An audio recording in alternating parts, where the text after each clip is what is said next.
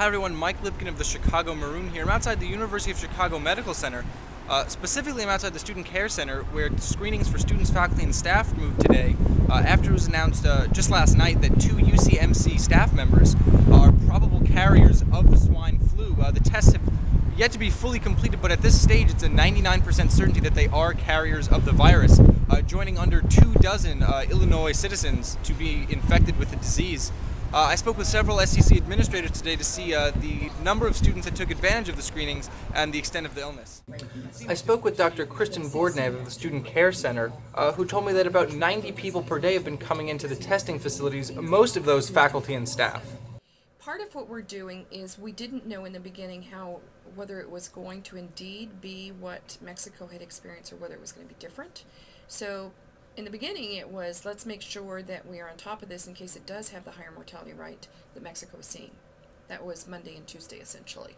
As there was more information on some of the U.S. cases, then it became less concerning with respect to morbidity and mortality. Outside the Ducosa Center for Advanced Medicine, I spoke to several patients who'd been in concerning the swine flu, including Lakeisha Campbell, who brought her son in this morning, afraid he was sick.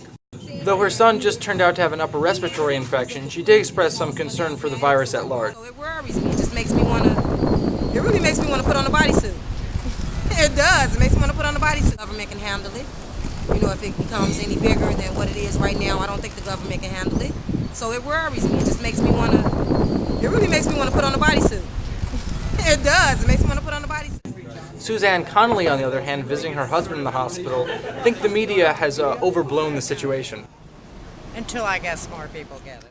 Back at the Student Care Center, Brian Robinson-Dick came in for screening. A lab assistant for hospital medicine, he woke up last Monday feeling under the weather.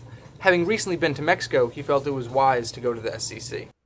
After filling out some forms and undergoing an interview with the nurse, he was deemed a likely candidate for the disease, even though he's skeptical that he's contracted it. I doubt I have it, because I was sick before I went down there, and I don't know, I've been feeling better lately, so. So you just came as pretty much a precaution? Yeah, because I'd hate to find out later that I had it and I gave it. He then underwent a nasal swab, which will determine whether he has influenza A or B. If it's B, there's no chance that he has the swine flu. Results typically take between 4 and 8 hours to get back. News director Steve Clone spoke about the 2 employees that likely contracted the disease.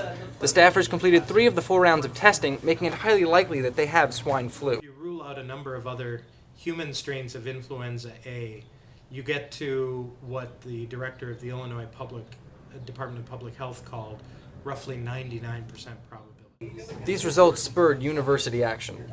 The medical center has an extensive protocol for dealing with infection, not simply swine flu, but any infection risk that kicked into gear immediately in this case. So they did a very thorough investigation with both of these employees, help to figure out who they might have contacted, what were the periods of time. It is clear that they did not have patient contact during the time that they were contagious.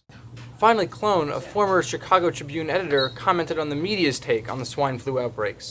What media coverage I've seen has edged toward perhaps a higher degree of breathlessness than I would choose. But this is a hard situation. It's hard because it's unknown. And the less that's known, the more anxious people get. So our approach has been to try to get out as much information as we can. Information particular to the university, information that's generally available, and find as many channels as we can to get that out, because I think that helps to put it in perspective.